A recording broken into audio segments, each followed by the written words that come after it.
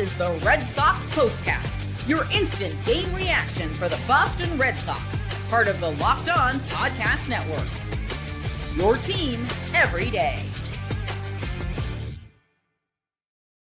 Well, glass half full. The Red Sox pick up a victory, walk it off in the bottom half of the 10th inning as Tristan Casas plays the role of hero. Garrett Crochet, terrific over 6 scoreless, left the game with the lead, takes a no decision, but most importantly, the Red Sox win on Crochet Day. You are locked on with our latest Locked On Red Sox postcast. I'm Steve Lennox, baseball play-by-play announcer and show host, spending time in the minors calling games in Batavia, New York, Wilmington, Delaware, Staten Island, New York, Aberdeen, Maryland, 6 college baseball regionals on the ESPN networks.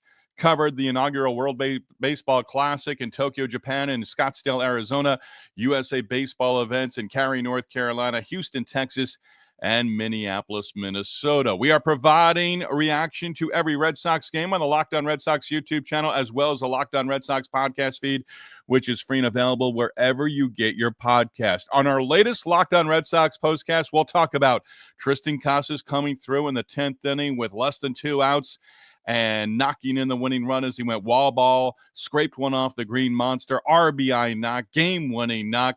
We're also going to talk about Garrett Crochet, and David Hamilton needs to know that on a comebacker at second base, you don't run to third. That happened in the 9th inning. We do want to hear from you, our everydayers and our first-timers.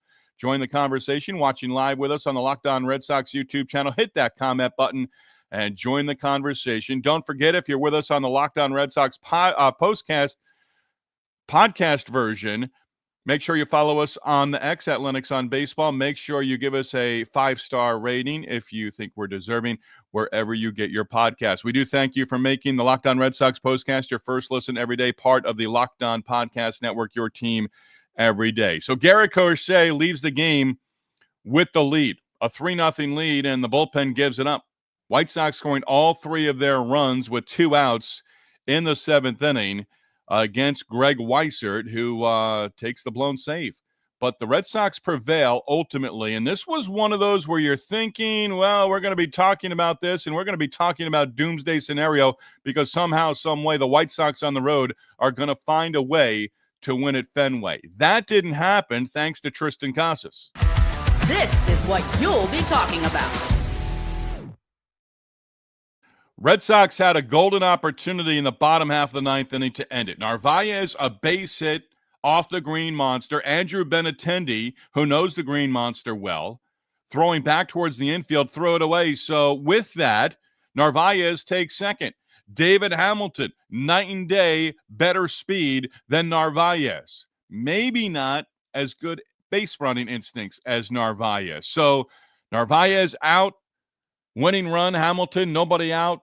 And he's at second base in the bottom half of the 9th inning. Rafaela, a comebacker to the mound. Hamilton takes off for third. Lou Merlone set it on Nesson, our first Nesson reference. And these things just drive me crazy to the point where you're in the big leagues. You know, in that situation, you're probably hearing it from your third base coach. Make sure the ball gets through. Make sure the ball gets past the pitcher. Pitcher throws to third. Hamilton is out. No review. He was out at third base. But the Red Sox still had an opportunity. Rafaela on base. Duran line out to left. Devers walked intentionally.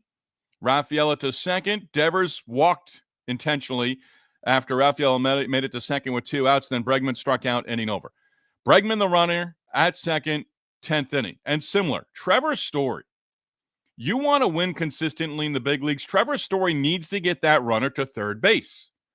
And Rafaela, Lou Merlone said it in the 9th inning. Rafaela is a guy, put the bunt down. A comebacker is not going to get the job.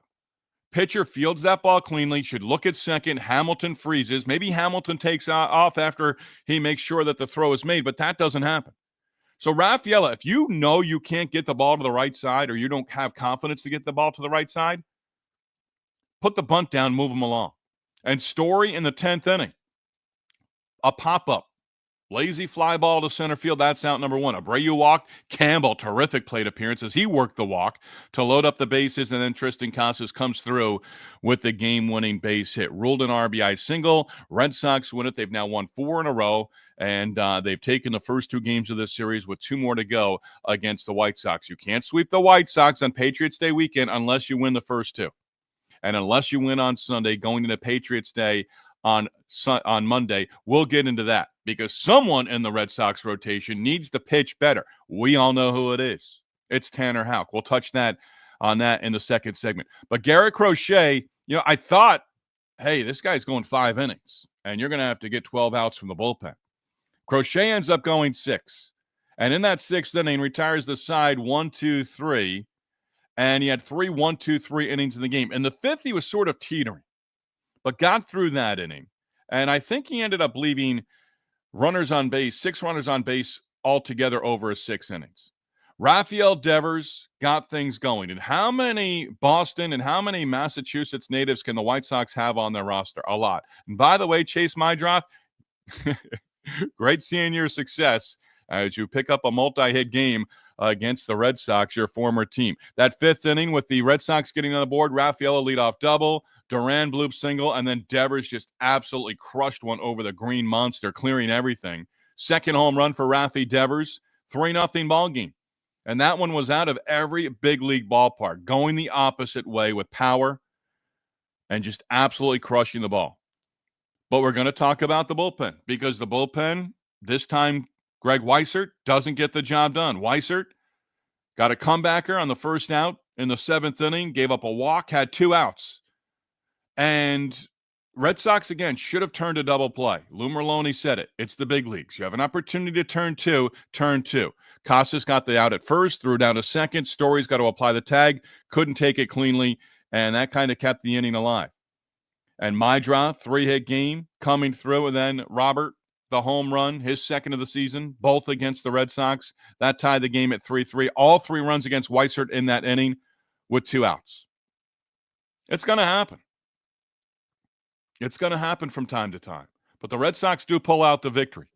And with that, their 3rd walk-off win of the season. Crochet, terrific. ERA now at 1.13. Doesn't pick up the win, but you're now 4-1 in Crochet's 5 starts. That's a number of the night. You want to win when Crochet is on the mound. 6 scoreless against his former team. 2 wins for the Red Sox in Crochet's 2 starts against the White Sox. And run with it. Let's hit the comments. If you're with us on the Locked On Red Sox YouTube channel, join the conversation. Who are we leading off with? Smoke Dog, Sox Kid. Andrew the Goat's chiming in here. I'm sorry, but the Red Sox can do better than that. Being in a dogfight against the worst team in baseball should not be happening for the Red Sox. Red Sox had multiple opportunities to add on and then win in the bottom half of the 9th inning. Didn't happen. I'll give you that, Andrew the Goat. Fine opening statement. But a win is a win at the big league level. It's not the NBA where you're playing the worst team in the NBA and you should win by 25 points every time out. Speaking of that, Locked On Red Sox postcast, yes. Also host the Locked On Celtics postcast. Game 1 of the Celtics first-round playoff series at TD Garden Sunday afternoon. We'll do double duty. Locked On Red Sox postcast, then Locked On Celtics postcast as well. So if you like both Boston teams, support us on both sides. It's going to be a fun run as the Celtics look to make it 2 straight NBA titles and the 19th in franchise history. Andrew the Goat, I was thinking about that during the game, but you're not going to blow out a bad team in baseball every single game out. And Shane Smith pitched well, deserved better, and ends up with a no decision. Ends up going the 4 2/3 innings, gives up the home run to Devers, walked only 1. He's got a bright future.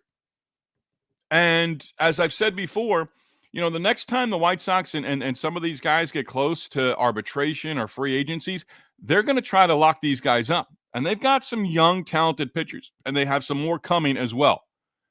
The next time a Garrett Crochet situation comes up where you've got a homegrown talent, you've drafted them, you've developed them, you've brought them along, they're going to try to keep them in the mix because they're going to try to compete in the next, maybe it's not this year, but a step forward this year. After losing 121 last year, they'll probably lose over 100 this year. And they're still winless on the road this season.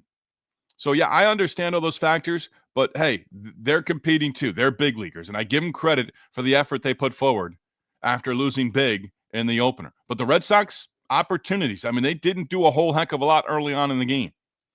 More from Andrew the Goat. Red Sox should have won that game, but Weissert didn't do his job. No, he didn't at all. Back to Derek, our guy Derek, Smoke Dog 1982. The way Crochet battles when he clearly doesn't have his best stuff impresses me to no end. Yeah, and that's what a top of the rotation guy does.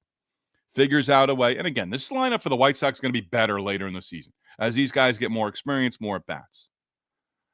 Dun, dun, dun, dun, dun. We at least got a Benny's banana split. There you go. Bob checking in. The W counts Crochet, Rafi, Campbell, and miraculously Casas. Hopefully this gets Casas in a groove right now. Listen to him post-game with Jemai Webster on Nesson, and, a lot of the same answers. But, in that situation, less than 2 outs, you need a fly ball. Benintendi catches that ball on the warning track in front of the Green Monster. The game-winning run still scores from third. Situational hitting. Fly ball to the outfield. And he said, got doubled up on with multiple changeups and did what he did with the pitch. Got good wood on it, and fly ball goes for a single and a run batted in. Andrew the GOAT, Greg Weissert needs to do a better job. Yeah, there's no doubt about that. Weissert's probably in front of his locker, if not now, if not 10 minutes ago, in the next 15 to 20 minutes at Fenway Park in the clubhouse, having to talk to the media. That's when I always argue about wins and losses for pitchers, and that's a win that Crochet should have on his resume right now. Doesn't, because the bullpen couldn't handle a 3-0 lead. But you pick up Weissert, you pick up Crochet. Garrett Whitlock did a nice job in the top of the 10th inning.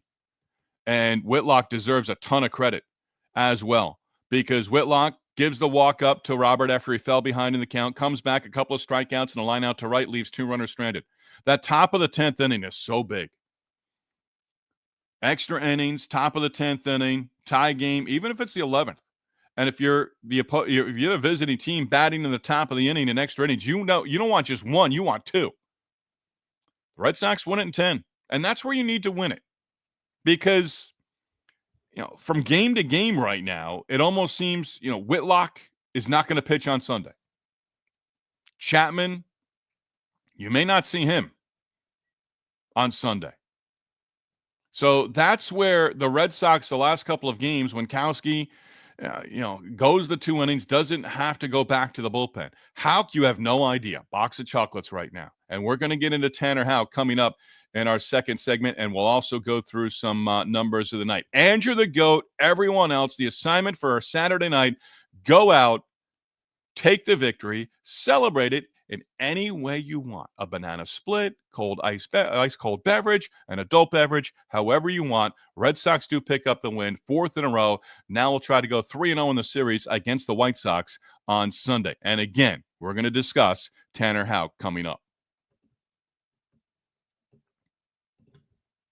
Happy to have you on board. Locked On Red Sox postcast, Tanner Houck discussion, numbers of the day coming up in just a moment. Locked On Red Sox postcast presented by Upwork. Scaling your business does require the right expertise at the right time. With Upwork, you can find specialized freelancers in marketing, development, design, and more. Experts ready to help you take your business to the next level. Upwork gives businesses the flexibility by connecting them with top freelance talent across multiple industries, including IT, AI, web development, and marketing.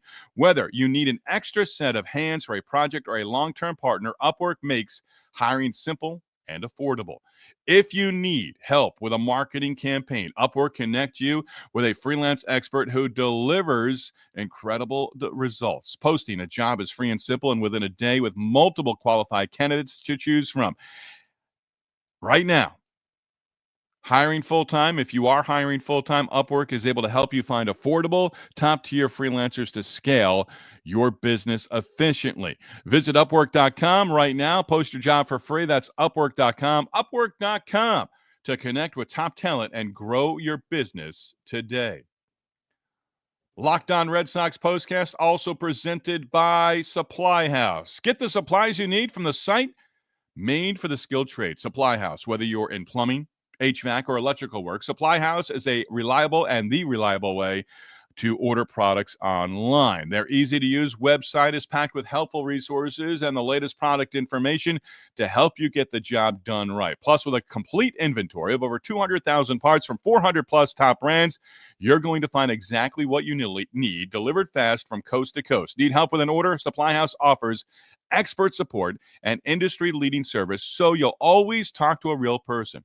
And for trade pros looking for an extra edge, their free Trade Master program does offer exclusive perks like a dedicated phone line, free shipping, discounts on every order.